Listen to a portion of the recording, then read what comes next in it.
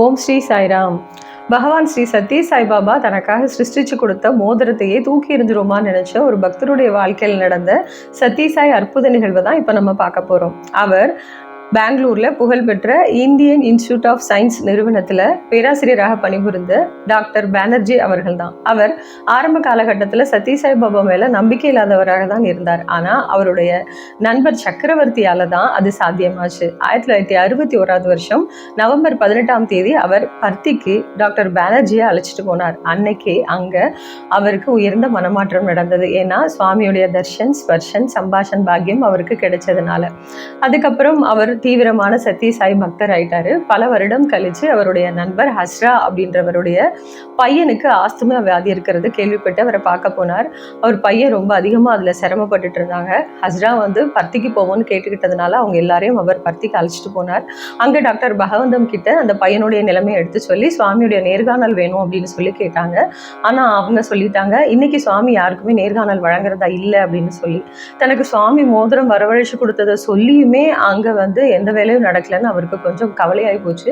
அந்த கவலையே கோபமா மாறி சுவாமி கொடுத்த அந்த மோதிரத்தை தூக்கி எறிஞ்சிட்டா என்னன்னு அங்கேயே நினைச்சாரு.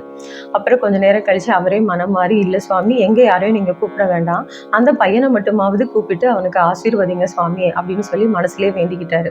அப்புறம் அவர் கூட வந்திருந்த பேராசிரியர், இல்லை இப்படியே தாமதமாயிட்டே போகுது, இன்னைக்கே கிளம்பிடுவோம் அப்படின்னு சொல்லிலாம் பேசிட்டு இருந்தாங்க. அந்த நேரம் பார்த்து டாக்டர் பகவந்தம் உள்ள இருந்து வேகமா ஓடி வந்தாங்க. சுவாமி உங்க எல்லாருக்கும் 4 மணிக்கு நேர்காணல் கொடுத்துருக்குறாங்க, நீங்க எல்லாம் வந்துருங்க அப்படின்னு சொல்லிட்டு போயிட்டாங்க. இவங்க எல்லாம் சரியா 4 மணிக்கு உள்ள போய் அமர்றாங்க. சுவாமி வந்தோடனே இவங்க எல்லாருக்குமா ரசகுல்லாவை வரவழைச்சு கொடுக்குறாங்க. அதை கையில வாங்கின உடனே டாக்டர் பானர்ஜி குழந்தை மாதிரி யோசிக்க ஆரம்பிச்சிட்டாங்க. இந்த ரசகுல்லா 24 மணி நேரம் நம்ம சாப்பிடாம இருந்தால் காணாமல் போயிடுவோம் அப்படிலாம் யோசிக்க ஆரம்பிச்சாங்க. அடுத்த நிமிஷமே சுவாமி சொன்னாங்க, இல்லை இதை நீங்கள் வீட்டுக்கு கொண்டு போய் எல்லாருக்கூடையும் பகிர்ந்து சாப்பிடுங்க அப்படின்னு சொல்லிட்டாங்க. அதுக்கடுத்து அந்த பையனுக்கு, ஆஸ்துமா இருக்கக்கூடிய பையனுக்கு ஒரு தங்க லாக்கெட் செயினோட வரவழைச்சு கொடுத்து அதை போட்டு விடுங்க அப்படின்னு சொல்கிறாங்க. அதை கழுத்தில் மாட்டின உடனே அந்த பையனுக்கு ஆஸ்துமா இருந்த இடமே தெரியாமல் போயிடுது. ஆனால் டாக்டர் பானர்ஜி அவர்கள் உள்ளே இருந்து வெளியில் வர வரைக்கும் அவர் ஒரு பதட்டத்திலே இருந்தார். அதாவது மோதிரத்தை கலட்டி வீசிடுவோன்னு தான் நினச்ச சுவாமி எங்க கேட்டுருவாங்களோ அப்படின்னு சொல்லி. ஆனா சுவாமி அங்க இருக்கிற வரைக்கும் அதை கேட்கவே கிடையாது. ஒரு குழந்தை தவறு செய்துன்னா அந்த தவறு திருந்தி மனமாற்றம் அடையணும்ன்றதுதான் ஒரு தாயோடைய எண்ணமா இருக்கும். அந்த குழந்தை தான் தவறுக்காக மனம் வருந்தி அங்க உட்கார்ந்துருக்கும் போது எந்த தாய் திட்டணும்னு நினைப்பாங்க, குத்தி காட்டணும்னு நினைப்பாங்க.